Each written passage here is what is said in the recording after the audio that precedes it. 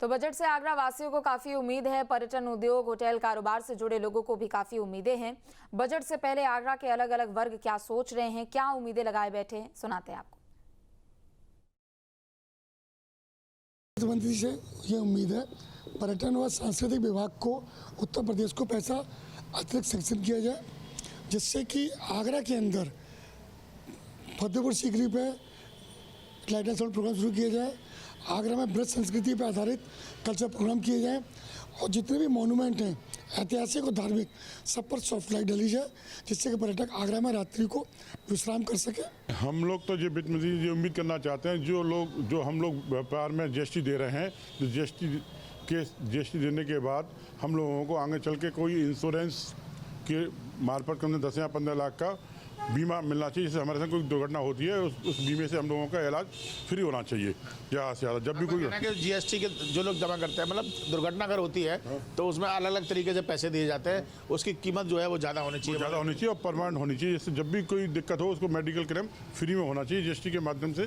जब इतना टैक्स देते हैं हमें इंश्योरेंस फ्री में ही मिलना चाहिए। टैक्स से खुश हैं आप जो इस समय लिया जा रहा है, उससे क्या आपको लगता है कि टैक्स में कमी होनी चाहिए? नहीं, टैक्स में तो कमी होनी चाहिए। कमी होगी तो सभी को व्यापार में दिक्कत कम होगी और जो घूमने आएंगे उनको भी थोड़ा रिलीफ लगेगा। सर मैं तो यही कहना चाहता हूँ, मैं तो माननीय वित्त मंत्री जी को उनका वादा याद दिलाऊंगा कि जब उन्होंने कहा था कि जीएसटी का संग्रह जब हमारा सरप्लस हो जाएगा तो हम इस टैक्स को कम कर देंगे या ख़त्म कर देंगे।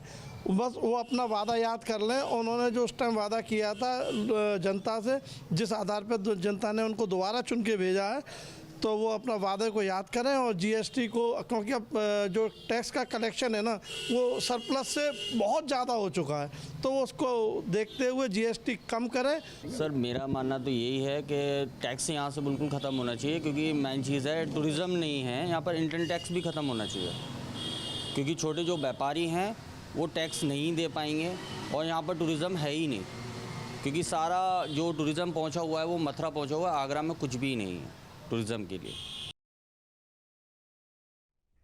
वाराणसी में माघी पूर्णिमा के मौके पर श्रद्धालुओं की भीड़ लगी है। सुबह से ही गंगा घाटों पर लोगों की भीड़ देखी जा रही है।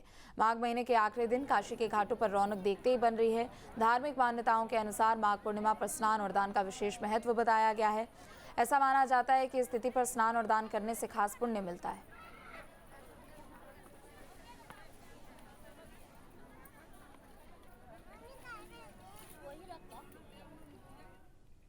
आपके मोबाइल पर तुरंत आएगी ब्रेकिंग न्यूज। स्क्रीन पर सबसे पहले दिखेगी बड़ी खबर। देश दुनिया की हर खबर एक जगह। अब आपके मोबाइल पर तुरंत फटाफट इंस्टॉल कीजिए न्यूज नेशन ऐप और रखिए खुद को अपडेट।